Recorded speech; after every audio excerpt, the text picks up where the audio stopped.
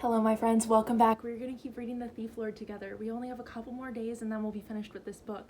So the last time we read, they have made it back to Ida Spavento's house, and Scipio is all grown up, Barbarossa is a little boy, and Prosper just woke up Beau. So we're picking back up with chapter 48, A Crazy Idea. That evening, Hornet put 10 plates on Ida's dining table. When Ida had told Lucia that the little redhead and the young man would also be staying for dinner, the housekeeper had just shaken her head, mumbling something about all these mouths eating Signora out of house and home, and went off to the kitchen to cook a fantastic amount of spaghetti. Nearly all of them were already sitting at the table when Lucia finally brought in the steaming bowls. Only Ida and Barbarossa were missing. Prosper saw Riccio, Mosca, and Hornet surreptitiously looking at Scipio, who had seated himself and his long legs at the head of the table. They were all looking for something familiar, but there wasn't much to find. From time to time, Scipio ran his hand flat over his hair, just like he used to, and he still arched his eyebrows the same way as ever. Other than that, he was a stranger, even to Prosper. Scipio seemed to feel it himself, although he gave his friends a smile whenever he noticed their uneasy glances. Now, Signor Massimo, when are you going to go see your parents? Victor asked, after Lucia had also sat down with an exhausted sigh. Today? Why should I? Scipio ran a finger over the prongs of his fork. They probably won't miss me, but I may sneak into the house to see my cat. But you can't just leave your parents in the dark like this, Victor told him. He was already eating his second helping of a pasta, a fact that Lucia acknowledged with a deep frown.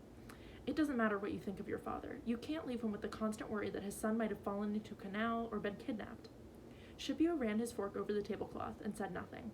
But he doesn't want to, Victor, Beau said, and anyway, he's grown up now. Scipio smiled at him. Grown up? So what? Victor was just about to announce what he thought of Scipio's growing up when the door opened and Ida walked in. She held Barbarossa firmly by the hand, and when everybody turned to look at him, he just stared moodily at the ceiling. From now on, your friend here will not be allowed to move around the house unsupervised, Ida said angrily. He's been snooping about my dark room, going through my things, and eating my chocolates. Barbarossa turned as red as a cocktail cherry. I was hungry, he snapped at Ida. I'll buy you some nicer ones once I've got some money again. And how often do I have to tell you my wallet is still on that godforsaken island? As soon as the banks open tomorrow morning, I'll withdraw some money and replace your chocolates. And I'll get some decent clothes. It's a disgrace that a man like me should... He wrinkled his nose and tugged at the sweater Beau had lent him. Should have to walk around in silly clothes like these. Well, that's just great. Ida shoved him roughly onto the last remaining empty chair between Riccio and Mosca. Then she pulled up a stool for herself and sat down next to Victor. I thought you begged Prosper and Scipio to bring you here, Hornet asked from across the table. So why don't you at least try to behave? The little devil is not only stealing chocolates, Lucia confirmed grimly. I caught him with our silver spoons, and he had a camera stuffed under his jacket. Riccio giggled, and Prosper caught him looking almost admiringly at Barbarossa. Beau, meanwhile, took his plate and sat down with it on Ida's carpet. I don't want to sit next to him, he declared. He's going to steal my pasta as well. Barbarossa threw an olive at him, which immediately earned him a resounding slap from Hornet. Now stop it, all of you, Victor shouted. What's the matter with you? Has the little dwarf driven you all mad? Lucia got up, uttering another one of her deepest sighs. Signora, I'm going home, she said, folding up her napkin. Perhaps you should lock the little one in the broom closet if he really has to stay here tonight. Any more of your sass, Scipio said to Barbarossa after Lucia had closed the door behind her, and you can sleep in your shop tonight. And what a cozy night that would be, with the dark alley outside, the rain drumming against the windows, and baby Barbarino all alone with his little teeth chattering all night. Barbarossa stared at his plate, his lips tightly pressed together. Hornet, Mosca, Riccio, and Prosper, none of them had a kind word to say to him. Ida and Victor were whispering to each other and weren't paying any attention either. Maybe we should put an ad in the paper, Barbarino. Scipio leaned back in his chair and put his hands behind his head. Unbearable little fellow, 4 or 5 years old, seeks mother. Or are you planning to look after yourself? I don't think Ida wants to be your foster mom. Definitely not, Ida said, popping an olive into her mouth. But I think for an important man like you, we should be able to find a bed at the Merciful Sisters. No, thank you, Barbarossa wrinkled his nose. No need. And should I really have any need for a foster mother, then it would definitely not be someone who wastes her silver cutlery on a bunch of orphans and who doesn't comb her hair. Ida gasped. You seem to know quite well what you want, Barbarino, Victor snapped, considering you will barely be able to see over your shop counter at the moment.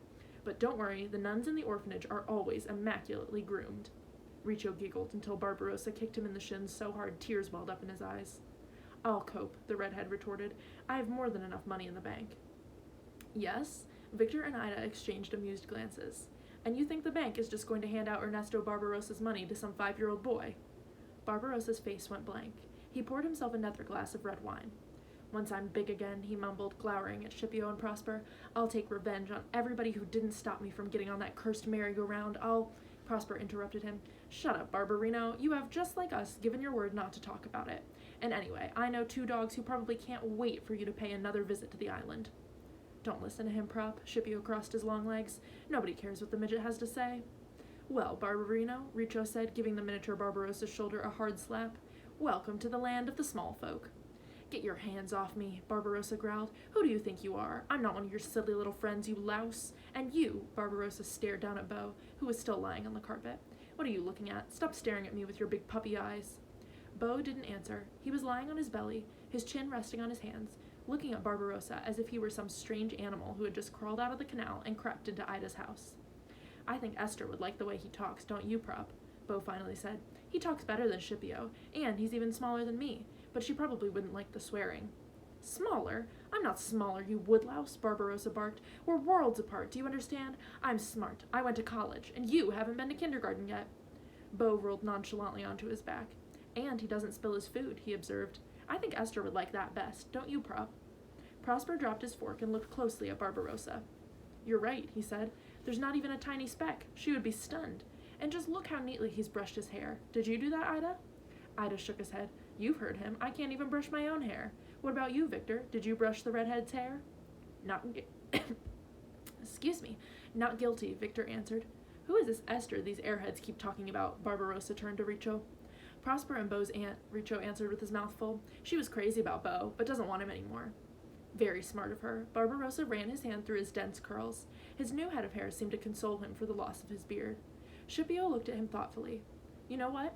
I've just had a crazy idea," he said slowly. "It's still a bit hazy, but it's completely brilliant." "Brilliant?"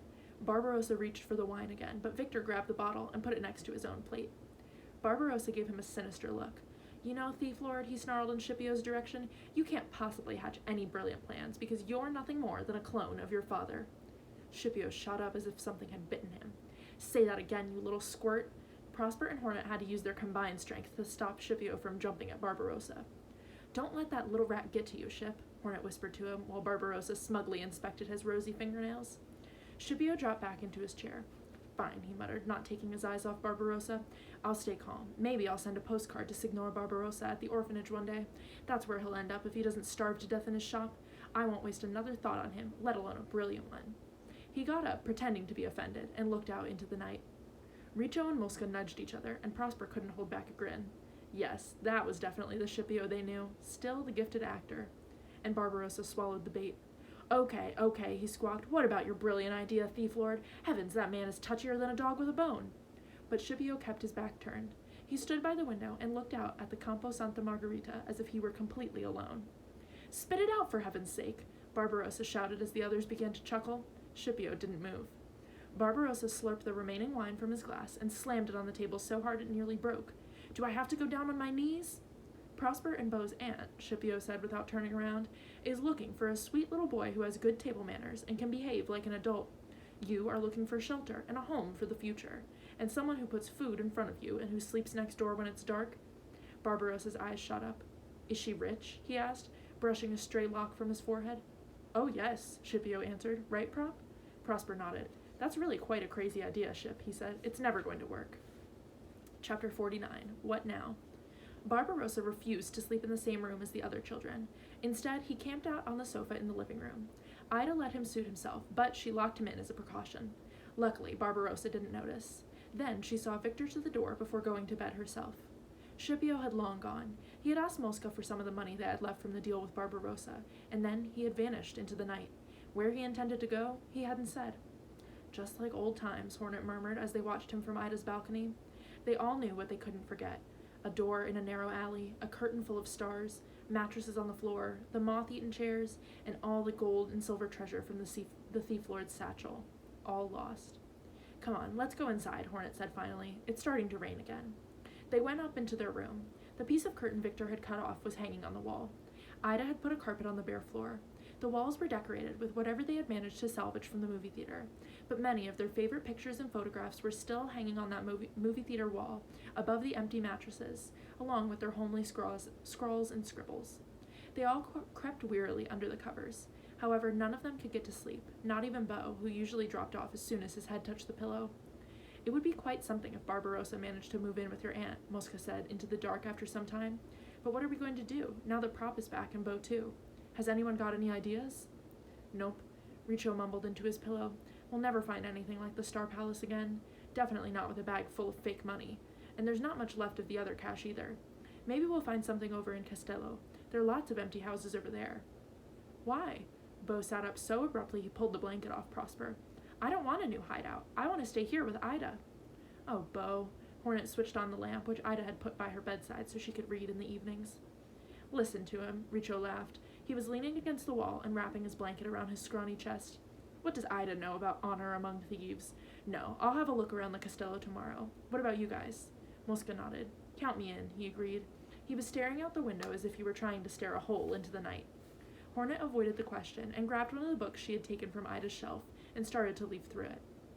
I'm staying here, Beau insisted. He stubbornly folded his arms. Yes, sir. You go to sleep now, Prosper said to him, pushing him back down onto his pillow. We'll talk about it tomorrow. We can talk about it for 100 years, 1,000 years, Beau shouted, kicking the blanket off him again. I'm staying here. My kittens like it here. They like teasing Lucia's dogs, and Victor picks me and Ida up and we go and have ice cream, and Lucia cooks my favorite pasta for me, and what? Richo cut him off. And soon they'll tell you have to go to school and what you have to eat and that you should wash more often? No way. Geez, we've been on our own for so long, I'm not going to let anyone tell me I'm too young to go out or that my fingernails need cleaning. No way, Jose. Not Richo. The others fell silent for a few moments. Then Mosca said with great deliberation, Boy, Richo, that was a real speech. Hornet put aside her book and walked slowly on her bare feet to the window to look outside. I would like to stay here as well, she said so quietly the others could hardly hear her. This is much better than I ever imagined. You're nuts, Richo yawned, crawling back under his blanket. I'll ask Scipio what he's going to do now, if he comes back. Maybe he'll have another one of his brilliant ideas. I wonder what he's doing now, Mosca said. Have you any idea, Prop? Hornet returned to her bed and switched off her light. Maybe, Prosper answered. He stared into the darkness and tried to imagine Scipio as he walked through the alleys, looking at his reflection in the dark shop windows, stepping into the glow of a streetlight to inspect his long shadow. Perhaps he would go into one of the bars where the grown-ups sat well into the night. Once he got tired, he might check into a hotel room, like he'd said, one with a big mirror, and shave for the first time. Is he okay? Beau asked, laying his head on Prosper's chest. I think so, Prosper answered. Yes, I'm sure he's fine. Chapter 50, The Bait. Victor returned to the Casa Spavento the next morning with a newspaper with Scipio's picture on the front page.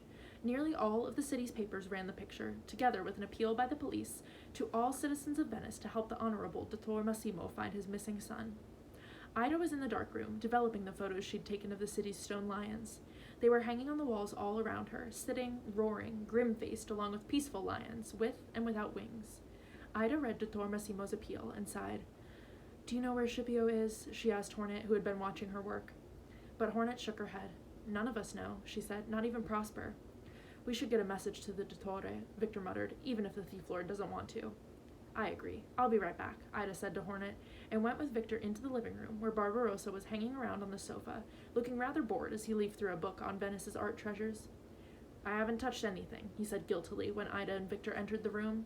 He had woken the whole house at dawn screaming after he realized Ida had locked him into the room. Just as well, Redlocks, Victor growled.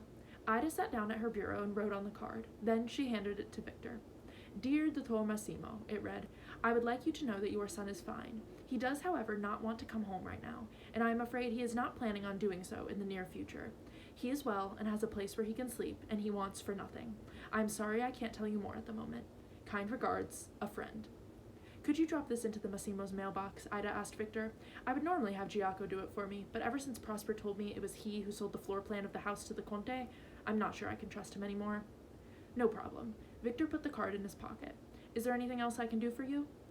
What about the aunt? Barbarossa slipped off the sofa and stood with folded arms in front of Ida.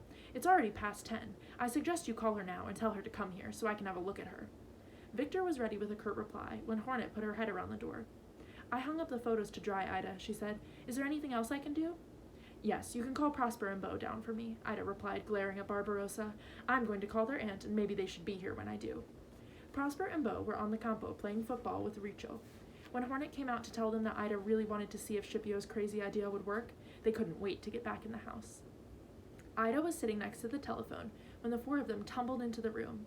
They all squatted down eagerly on the carpet. Prosper and Hornet sat on each side of Beau so that they could hold his mouth shut in case he started to giggle. Barbarossa was enthroned in Ida's best armchair like a king forced to watch a bunch of mediocre actors perform. "I don't know why you're making such an effort for that brat," Victor whispered to Ida. "Just look at him, how he's sitting there." "That's exactly why I have to try this, so I can spare the merciful sisters from having to look after him," Ida whispered back. "It might also help Prosper and Beau. I think Prosper is still worried his aunt could change her mind about Beau. So let's give her," she smiled at Barbarossa, who was watching her and Victor suspiciously, "our little red locks." "If you think so," Victor grudgingly assented. "She speaks Italian." "Even better," Ida replied. She reached for the telephone and dialed the number of the hotel where the Hartliebs had ended up. "Buongiorno," Ida said with a firm voice after the concierge had answered. "This is Sister Ida from the Order of Merciful Sisters. Could I please speak to Signora Esther Hartlieb?" It took some time before Esther's voice came through the receiver. "Ah, good morning, Signora Hartlieb," Ida said. "The reception told you who I am? Good. The reason I'm calling is that last night the police delivered 2 boys to our orphanage. One of the sisters immediately recognized the boys as your nephews, the ones on the posters all over town." Ida paused and listened. "Oh, really? No, how unfortunate." "Well." "Pardon? What do you mean? You don't want the boys anymore?" She listened again. Beau started to chew his fingernails vigorously until Hornet wrapped her arms around him. "But aren't you their legal guardian?" Ida continued. "I understand. Yes, the children have told me a similar story. That is sad, Signora, very sad. Of course, we will look after your nephews. That is our mission, after all. But we still need you to come in and settle all the formalities. Yes, I'm afraid it's absolutely necessary, Signora." Ida put on a stern face, as if Esther could see her. "Yes, absolutely, I'm afraid. When did you say you were leaving?" "So soon." "Well, then I will arrange an appointment for you tomorrow afternoon. Hold on, just let me check my diary." Ida rustled with the newspaper on the sofa. "Hello, Signora," she said into the receiver. "I could see you at 3:00. "No, I'm afraid your presence is required. I will meet you in our town office, in the Casa Spavento, Campo Santa Margherita, number 11. Ask for Sister Ida." "Yes, thank you, Signora Hartlieb. Until tomorrow." Ida took a deep breath as she put down the phone. "Excellent," Victor said to her. "I couldn't have done it better myself." "And I didn't laugh," Beau said, pushing away Hornet's arm. "She's really coming?" Prosper looked at Ida in disbelief. Ida nodded. "Incredible!" Barbarossa pushed away one of Beau's kittens that had tried to climb onto his lap. Some people really are incredibly gullible. Ida took a cigarette and shrugged. "I've laid out the bait," she said, "and now it's up to you whether Signora Hartlieb goes for it." Barbarossa stroked his thick curls. "That shouldn't be a problem." "I don't want to be here when Esther comes," Beau muttered, rubbing his nose uneasily. Prosper got up and walked to the window. "Me neither," he said. "There's no need for you to be." Victor went and stood next to him. "You see that cafe over there? I suggest you all go there tomorrow and have yourself some nice helpings of ice cream while Sister Ida talks to Signora Hartlieb. I'll give you some money so you won't have to pay with your fake bills." "I hope you do well tomorrow, Barbarino," Mosca told him, "so we can really finally be rid of you." "Little Redhead, Barbarino, I strongly object to these names," Barbarossa complained. He had trouble getting out of the big chair. "I just hope your aunt really has as much money as you say. Otherwise, I'll tell her about the tricks you've been playing on her." "At least Esther is always perfectly groomed," Prosper answered sarcastically. "Very funny," Barbarossa said, and with a look of disgust picked a cat hair off the pants Beau had given him. "What if she's really stingy? Her money won't be of any use, and she definitely won't be allowed to send me to school. Ernesto Barbarossa is not going to sit among a bunch of screaming, snotty-nosed brats who can't tell A from B. What if Aunt Esther doesn't understand that?" "Then," Hornet said with the sweetest honey smile, "we will have to find a bed for you with the Merciful Sisters." "You can go and ask them," said Ida, "because I would like you and Prosper to pick up something for me from the sisters." "Pick something up? What?" Barbarossa asked, now deeply suspicious. But Ida put a finger to her lips. "That is a secret," she said, "but you'll find out soon enough, Barbarino." And that is where we're going to stop for today. So, I don't know, do you guys think that Aunt Esther is really going to fall for it and take Barbarossa with her? Alright, stay tuned for tomorrow's video. We will keep reading and we will find out if their crazy plan works. Bye, guys.